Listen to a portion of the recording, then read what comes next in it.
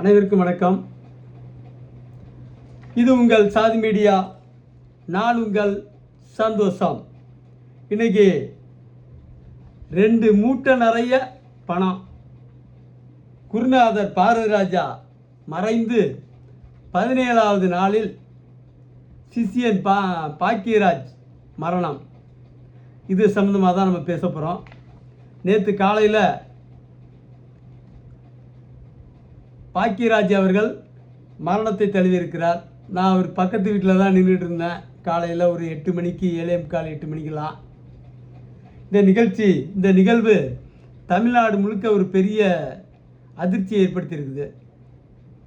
ஏன்னா மக்களை கவர்ந்தவர், அது பெண்களை அதிகம் கவர்ந்தவர் பாக்கியராஜ். ஒரு நல்ல பெரிய தத்துவங்களை சொல்லாட்டியும் கூட கொஞ்சம் கிளுகிழுப்பாக கதைகள்லாம் சொல்லி மக்களை கவரக்கூடிய திறமை உள்ளவர் பாக்கியராஜ். அவருடைய மரணத்துக்கு என்ன காரணம்? சுகரு, நீண்ட கால சுகர், 73 வயசு இருந்தாலும் அது இன்னும் நேரடியாக இன்னும் பாதிக்கலை. கடைசி கட்டத்துக்கு வந்திருக்கோம். அவருக்கு ஹார்ட் அட்டாக்கில் இறந்துருக்காரு. ஹார்ட் அட்டாக்னால் என்ன பண்ணணும்? முதல்ல நல்லா கையை வச்சு அப்படியே அமுக்கணும். இதெல்லாம் அந்த காலத்திலே ட்ரைனிங் கொடுத்துருக்காங்க. இதெல்லாம் அவங்க வீட்டில் செய்யலையோ என்னமோ தெரியல. அவராவது ஒரு நல்ல பசங்களை டாக்டர் ஆக்கியிருந்தால் அவருக்கால் அந்த மாதிரி வாய்ப்புகள் கிடச்சிருக்கலாம். அது விதி முடிஞ்சிருச்சுன்னு கூட சொல்லலாம். துன்பப்படாமல் கிட்னி பாய்ச்சிரும். சுகர்னால் கிட்னி போயிடும், கண் பார்வை போயிடும். இப்படியே ஒரு பார்ட்டாக போய் துன்பப்பட்டு எம்ஜிஆர் மாதிரி மரணத்தை தழுவாமல் நல்ல நிலமையில் நல்லா எல்லாரோட பேசிகிட்டு இருந்தது மரணத்தை தழுவினது. ஒரு பக்கம் வருத்தம், கடுமையான எல்லாருக்கும் வருத்தம்னாலும் இன்னொரு பக்கம் துன்பம் இல்லாமல் போய் சேர்ந்துட்டாருன்னு கூட பெருமையாக சொல்லலாம். இருந்தாலும் அவங்க பிள்ளைங்களாம் ரொம்ப கஷ்டப்படுறாங்க. இந்த மரணம் அவருக்கு அவர் செஞ்ச பாவம் எல்லாம் கூட சில பேர் சொல்கிறாங்க. ஆனால் உண்மையிலே அவர் செஞ்ச ஒரு பாவம்னா, அவருக்கு புதிய வாய்ப்புகள்னு படம், பாரதிராஜா படம். அதில் முதல்ல கதாநாயகனாக கங்கை அமரனை தீர்மானிக்கிறாங்க. அப்படி தீர்மானித்ததுக்கப்புறம் பாக்கியராஜ் போய் பாரதிராஜாவை சந்தித்து ஏதோ பேச, உடனே அவரும் நீ சொல்கிறது சரியாக தான் இருக்குன்னு சொல்லி பாக்கியராஜ ஹீரோவாக போட, அதில் பின்குரல் கங்கை அமரனாக இருந்தார். அதனால் அந்த வாய்ப்பு அவருக்கு தவறி போச்சு. இது ஒரு பெரிய இழப்பு தான். பாக்கியராஜுக்கு வெற்றி, கங்கை அமரனுக்கு இழப்பு. அது கூட போயிட்டு போகுது. இப்படிலாம் வாய்ப்பு கூட பழகினவர். ஜெயலலிதா முதலமைச்சராக இருந்த காலத்தில் அவ ஒரு பேராசைக்காரி, ஊரடித்து உலகில் போடுறவ, அடுத்தவன் சொத்தை ஆட்டையை போடுறவ, ஆட்டையை போடணுன்னு நினைக்கிறவ, கெட்ட செயல்பாடு கொண்ட ஒரு பெண்மணி. 91 96 ஆட்சி காலங்கிறது ஒரு காட்டு ஆட்சின்னு சொல்கிற அளவுக்கு மிக மோசமான ஆட்சியை நடத்தினாங்க. ஒரு வெள்ளைக்காரன், ஆங்கிலோ இந்தியன், அவனை மிரட்டி 1000 ஏக்கர் கொடநாட்டை அடித்து பிடுங்கினது பெரிய கொடுமை. இப்போ மந்திரியாக இருக்கிற செங்கோட்டையன் தான் அந்த வேலையை பார்த்தாரு. இந்த பேராசைக்காரி அவன் எம்மான கெஞ்சி பார்த்தான் அந்த பேராசைக்காரிகிட்ட, இந்த பரம்பரை சொத்து, எங்கள் குடும்ப சொத்து, இதை பிடுங்காதீங்கன்ட்டு. கேட்கல, அடித்து பிடிங்கிட்டா பேராசைக்காரி. அடுத்ததா இப்படி நிறைய பங்களா, நீலாங்கரையில் பிரம்மாண்டமான பங்களா, அண்டர் கிரவுண்டில் ஒரு பஸ்ஸையே நிப்பாட்டியிருந்தா. அன்றைக்கி டாப் இந்தியாவிலேயே அதிக விலை உள்ள பஸ்ஸு ஜெயலலிதாட்ட இருந்துச்சு. அதை அண்டர் கிரவுண்டில் மடக்கி வச்சுருந்தாங்க. இப்படி மூளைக்கு மூளை பங்களா பில்டிங் என்ன கட்டிக்கிட்டு இருந்த ஜெயலலிதா, இந்த நாயனை வாச்சிக்கிட்டு இருந்தவன் கங்கை அமரன், அவன் கஷ்டப்பட்டு ஒரு கனவு இல்லத்தை கட்டினான். அந்த இல்லத்தை அவன் குடும்ப உறுப்பினர்களை மிரட்டி, அடியாள்களை வச்சு மிரட்டிக்கிட்டு இன்னொரு பக்கம் கையெழுத்து வாங்கி ஏதோ சில்லறை காசை கொஞ்சம் அடிமாட்டு ரேட்டுக்கு காசை தூக்கி போட்டு விரட்டி விட்ட கொடுமை நடந்துச்சு. அந்த கொடுமையெல்லாம் நடந்தப்போ பாக்கியராஜ் அதிமுகவில் ஒரு முக்கியமான நபராக தான் இருந்தார். ஜெயலலிதாவுக்கு ஆதரவான நிலைப்பாட்டிலே இருந்தார். சினிமா துறையில் ஒரு ஜாம்பவானாகவும் இருந்தார். பாக்கியராஜை பொறுத்த வரைக்கும் ஆரம்ப காலம் மௌனராகம், டார்லிங் டார்லிங் டார்லிங், அது தூரல் நின்று போச்சு, முந்தானை முடித்து இப்படி நல்ல பொசிஷனில் போயிட்டு இருந்தவர் என்னைக்கு அரசியலில் கால் வச்சாரோ அன்னையோட சாப்டர் க்ளோஸ். அதுக்கப்புறம் ஏதோ ஒரு படம் ஓடிச்சு, இது நம்ம ஆள். அதுக்கு முன்னாடி அந்த பெரிய அளவில் செலவு பண்ணி எடுத்த தாவணி கனவுகள் கூட கொஞ்சம் புட்டுக்குச்சின்னு தான் செய்தி. இப்படிப்பட்ட சூழ்நிலையில் இவர் தனக்கு இருந்த செல்வாக்கை பயன்படுத்தி இந்த பாரதி ராஜாலாம் ஜெயலலிதாவுக்கு நெருக்கம் போய் எல்லாம் ஒரு கூட்டமாக போய், கங்கை அமரன் எங்கள் ஊருக்காரன், எங்கள் நண்பர், நாங்கள் எல்லாம் ஒரே கோஷ்டி, அவன் கஷ்டப்பட்டு ஒரு கனவு இல்லத்தை கட்டியிருக்கான், அதை பிடுங்காதீங்க, உங்கள்கிட்ட தான் எக்கச்சக்கமாக பணம் இருக்குது, எத்தனையோ பேர்கிட்ட பிடுங்கிருக்கீங்க, அது யாருன்னு தெரியாது, அடையாளம் தெரியாது, எல்லாரையும் மிரட்டி தான் பிடுங்கிருக்கீங்க, இந்த ஒரு நிலத்தை மட்டுமா திருப்பி கொடுத்துருங்கன்னு பேசியிருக்கலாம். பேசலை. இதுதான் பாவமோ என்பது தெரியல, பின்னால் அட்டாக் பண்ணிடுச்சு நினைக்கிறாங்கங்கிற மாதிரி சில பேர் நினைக்கிறாங்க. அது மாதிரி எம்ஜிஆருக்கு கலை வாரிசு பாக்கியராஜ். கலை வாரிசான பாக்கியராஜ் எம்ஜிஆரை பொறுத்த வரைக்கும் வள்ளல்ங்கிறார். வள்ளல் எம்ஜிஆர். வள்ளல் எம்ஜிஆர்னா எப்படி வள்ளல்? எம்ஜிஆர் யாருக்கு கொடுத்தாரு? ஒருத்தருமே சொல்ல மாட்டேங்கிறான். வாங்கினவனும் சொல்ல மாட்டேங்கிறான், கொடுத்தவனும் சொல்ல மாட்டேங்கிறான். இன்னாருக்கு இவ்வளோ கொடுத்தேன்னு எம்ஜிஆர்னு சொல்லலை. வாங்கினவனு நான் இவ்வளோ வாங்கினேன்னு ஒருத்தன்னு சொல்ல மாட்டேங்கிறான். ஆனால் பார்க்குறவன்லாம் வள்ளல்ங்கிறான். எப்படா வள்ளல், என்னத்தான் வள்ளுனான்னு தெரியல. டி ராஜேந்தர் தான் சொல்லுவார், கொடுத்து கொடுத்து சிவந்த கரம் எம்ஜிஆர் கரம்னு அதிமுகவினர் சொல்கிறாங்க. அவர் யாருக்கு கொடுத்தாருன்னு ஒரு பட்டியலை போடுவார். அந்த பட்டியலில் பாக்கியராஜ் இல்லை, எல்லாம் நடிகைகள் பேராக தான் இருந்துச்சு. ஆனால் எம்ஜிஆரை பொறுத்த வரைக்கும் அந்த காலத்தில் சாக்கு மூட்டையில் தான் கொடுப்பாராம். மூட்டையாக பணம். அப்போல்லாம் 100 நோட்டு தான், 500 1000 கிடையாது. அது 100 நோட்டில் நல்லா பெருசாக இருக்கும். அதனால் கொள்ளளவு ஒரு 3-4 லட்சம் தான் கொள்ளுன்னு நினைக்கிறேன் அன்றைக்கி மதிப்புக்கு ஒரு சாக்கு மூட்டையாக ஒரு நடிகளுக்கு வாரி வழங்கியிருக்காரு. அது மாதிரி தன்னுடைய கூட்டாளிகளுக்கெல்லாம் வாரி வழங்கியிருக்காரு. அவர்கிட்ட பணம் வாங்கினவங்க முழுக்க ரொம்ப சுதார்ப்பாக மருத்துவக் கல்லூரி, இன்ஜினியரிங் கல்லூரி, சட்டக்கல்லூரின்னு வச்சு கல்வி தந்தைகளாக மாறிட்டான். சினிமா நடிகன் கூட அப்படி பெருத்த செல்வந்தர்களாக வசந்துட்டான், சினிமா நடிகர்லாம் கூட. ஆனால் பாக்கியராஜுக்கும் ஒரு 2 மூட்டை பணத்தை கொடுத்துருப்பாரு. கொடுக்காமல் இருந்திருக்க வாய்ப்பு இல்லை. அது கடைசி வரைக்கும் சாகிற வரைக்கும் சொல்லலை எனக்கு இவ்வளோ பணம் கொடுத்தாருன்னு. ஆனால் வள்ளல் தன்னை வெட்டி சாய்க்கும் கோடாரியின் முனைக்கும் வாசத்தை தருகிற சந்தன மரத்தை போன்ற என் தலைவன் சொன்னார் ஒருத்தர். இப்போ வெட்டி சாய்க்கிற கோடாரியின் முனைக்கே வாசத்தை கொடுக்குறாருன்னா தன்னுடைய கலை வாரிசான பாக்கியராஜுக்கு எவ்வளோ பணத்தை எத்தனை மூட்டை கொடுத்தாரு? ஒரு 2 மூட்டை கொடுத்ததாகவே வச்சுப்போம். அதை வச்சு ஒரு புத்திசாலித்தனமாக பொழைச்சிருக்கணுமா வேணாமா? எல்லா பேரும் கல்வி நிலையம் ஆரம்பித்தான். நீயே அந்த மாதிரி ஆரம்பிச்சிருக்கலாம். சினிமாவிலேயே படம் எடுத்து ஓடாத படத்தெல்லாம் எடுத்து பணத்தெல்லாம் விட்டுட்டு கடைசி நேரத்தில் இந்த புள்ள குட்டிகளை 2, ஒரு பையன் ஒரு பொண்ணு, அந்த பொண்ணுடைய வாழ்க்கை ஏதோ இழுபறியில் இருக்குதுன்னு சொல்கிறாங்க, பிரச்சனையில் இருக்குன்ட்டு. சினிமாவில் எவன் வளர்ந்தான்? அது ஒரு பாலுங்கிணறு மாதிரி. அதில் எவ்வளோ கொட்டினாலும் பணத்தை திரும்ப எடுக்கிறது கஷ்டம். ஒரு சிலருக்கு தான் அதிர்ஷ்டம். ரஜினிகாந்த் மாதிரி ஆள் படமே எடுக்க மாட்டான். சம்பாதிக்கிறதோடு சரி, ஒரு வழிப்பாதை. நிறைய நடிகர்கள் அப்படி தான். ஏதோ ஒரு சில படத்தை எடுத்து சுட்டுட்டான், அதோடு நிப்பாட்டார் ரஜினி. சம்பாதிச்ச படத்தை மட்டும் விட மாட்டார், வேறு எவனாவது இழக்க வேண்டியதான் பணத்தை. அந்த மாதிரியாவது இருந்திருக்கணும். யாரையாவது மண்டையை கழுவி பிள்ளைய படத்தில் நடிக்க சொல்லியிருக்கணும். அதை விட்டுட்டு எம்ஜிஆர் கொடுத்த காசை ஃபுல்லாக வச்சுக்கிட்டு படத்தை எடுத்து இருந்த பணத்தை எல்லாத்தையும் விட்டார். ஒரு கல்வி தந்தையாக வளர்ந்துருக்கலாம், அதுவும் போச்சு.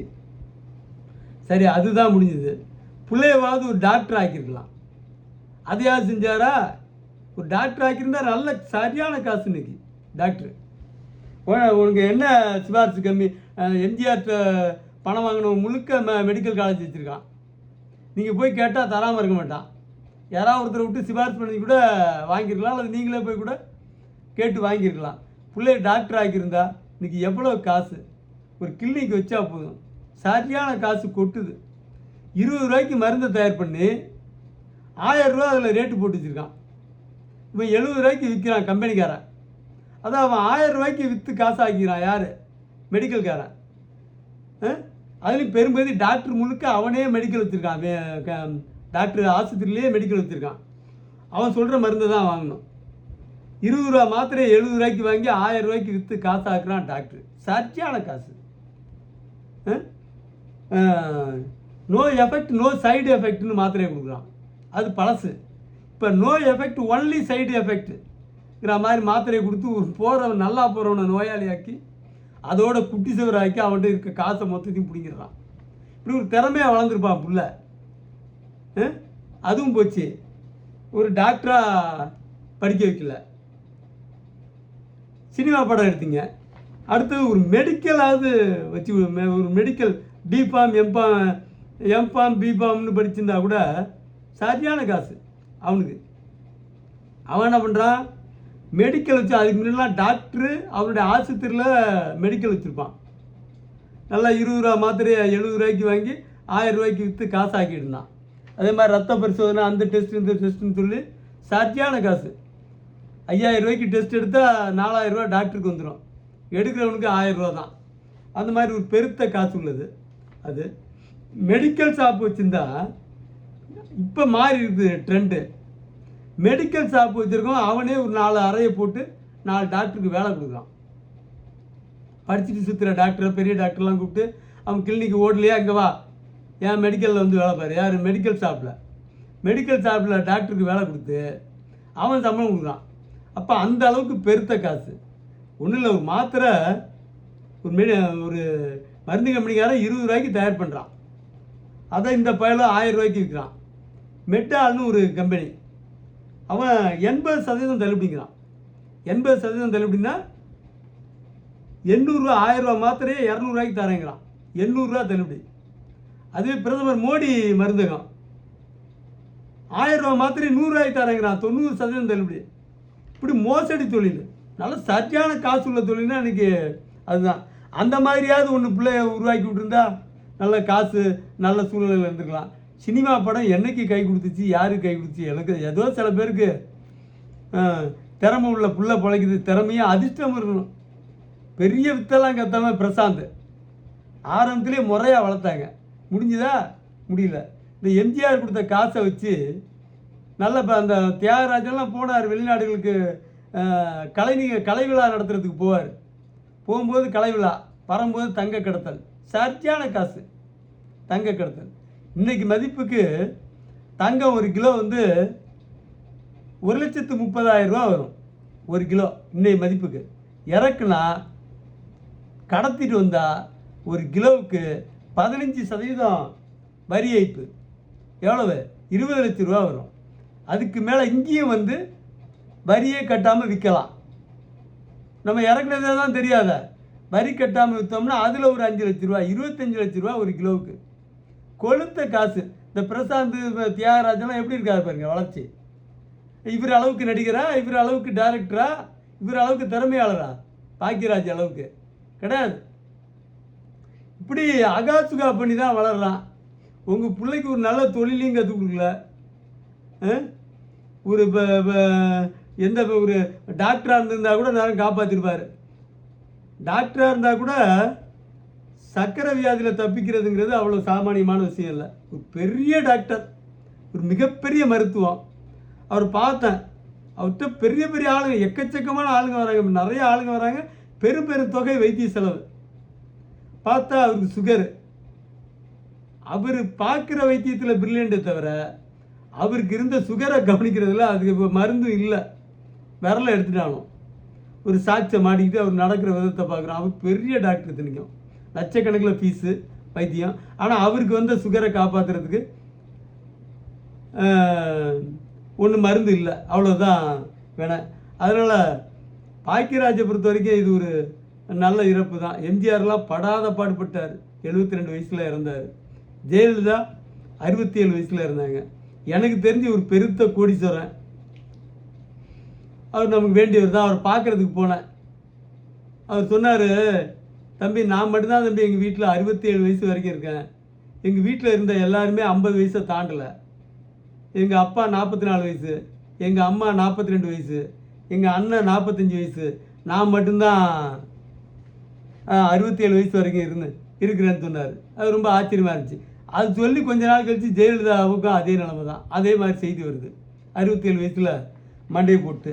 அதனால் சுகர் இருந்தால் ஒரு சிலர் நல்ல பிரில்லியண்ட்டாக டெக்னிக்கலாக டாக்டருங்களுக்கே தெரியாத டெக்னிக்கல்லாம் பண்ணி நல்லா வச்சுருக்காங்க. நல்லா நாட்டுக்கோழி, நல்லா காசு நிறையா இருக்கணும். காசு இருந்தால் ஓரளவுக்கு காப்பாற்றலாம். காசு இருந்தாலும் சில பேருக்கு போயிடுச்சு எல்லாம். எம்ஜிஆருக்கெலாம் காசு இருந்துச்சு, ஜெயலலிதாவுக்கு காசு இருந்துச்சு, அந்த அம்மா சிக்கன் சாப்பிடாதன்னு தெரில. நாட்டுக்கோழி மாட்டுக்கறி திங்கன்னு சொல்லி நக்கீரன் சொன்னார், நக்கீரன் கோபால். ஆனால் இந்த அம்மா நாட்டுக்கோழி சாப்பிட்டுருந்தா நல்லா இருந்திருக்கலாம். அது என்ன பண்ணிச்சின்னு தெரில, நம்ம அதுக்குள்ளார போக வேண்டாம். அந்த மாதிரி நாட்டுக்கோழி சாப்பிட்டு நல்லா நடந்தால் ஒரு 40-45 வருஷம் வரைக்கும் சுகர் தாங்கும். சில பேருக்கு நாட்டுக்கோழி நல்லா ஃபுல்லாக நாட்டுக்கோழியே சாப்பிட்ணும், சுகர் ஏறாது, கொழுப்பு ஏறாது, நல்லா வலுவாக இருக்காங்க. நடக்கணும், நிறையா உழைக்கணும். அந்த வாய்ப்பெலாம் பல பேருக்கு இல்லை. எல்லாமே சுகரில் வந்து 55, 60, 70லாம் பெரிய விஷயமா இருக்குது. அதனால் இது நல்ல சாவுன்னு தான் நினைக்கணும். ஏன்னா இந்த ரத்தத்தை மாற்றுறானே, அதெல்லாம் பெரிய கொடுமையான அது. ரத்தத்தை மாற்றுறதுலாம் அதெல்லாம் பண்ணி டயாலிசிஸ் பண்ணி அதை பண்ணி இதை பண்ணி துன்பப்பட்டு கிட்னி போய், ரஜினிக்கு கூட கிட்னி தான் போயிடுச்சுன்னு நினைக்கிறேன். ஏதோ கிட்னி மாற்று அறுவை சிகிச்சை, அது கொஞ்சம் காசு இருந்துச்சு, ஏதோ ஒரு அதிர்ஷ்டம் இருந்துச்சு, தப்பிச்சிக்கிட்டாரு. அது மாதிரி பண்ணாலும் சில நேரத்தில் அது தப்பிக்கிறது இல்லை. இதெல்லாம் கருத்தில் கொண்டு பாக்கியராஜ் அவர்களுக்கு நல்ல மரணம்தான். ஒரு பக்கம் மிகுந்த கவலை என்றாலும் கூட துன்புறாமல், அதிக துன்பத்தை சந்திக்காமல், இப்போயே ஆள் முகம்லாம் சுணங்கி போயிருந்தார். அப்போ ஆரம்பிச்சிருக்குது, ஏதோ கிட்னியில் லேசாக ஃபால்ட்டு ஆரம்பிச்சிருக்குது. அடுத்தடுத்த ஃபால்ட்டுலாம் ஆரம்பிக்கிற நேரம் அது. மாரடைப்புங்கிற அதில் போயிட்டார். அவங்க பையன் அவங்க அப்பாவை உணர்ந்து நம்மளையும் ஒன்றும் கெட்ட பாதைக்கெலாம் அனுப்பாமல் சரியான பாதைக்கு தான் அனுப்பியிருக்காருங்கிறத உணர்ந்து சினிமாவில் கொண்டு போய் கையில் இருக்க காசை வீட்டை விற்று கொண்டு போய் போட்டுறாமல் எவனையாவது மண்டையை கழுவி அவனுக்கு பணம் எடுக்க சொல்லி, இல்லை வேறு ஏதாவது வேலைக்கு போ சொல்லி அவங்க வீட்டில் இருக்கவங்க ஆலோசனை சொல்லி நல்ல வளர்ச்சி பெறணும். அடுத்த படம், அவருடைய படம் வெற்றி அடையணும் என்று வாழ்த்தி, பாக்கியராஜ் அவர்களுடைய ஆன்மா சாந்தி அடைய இறைவனை வேண்டி நன்றி கூறி விடைபெறுகிறேன். நன்றி, வணக்கம்.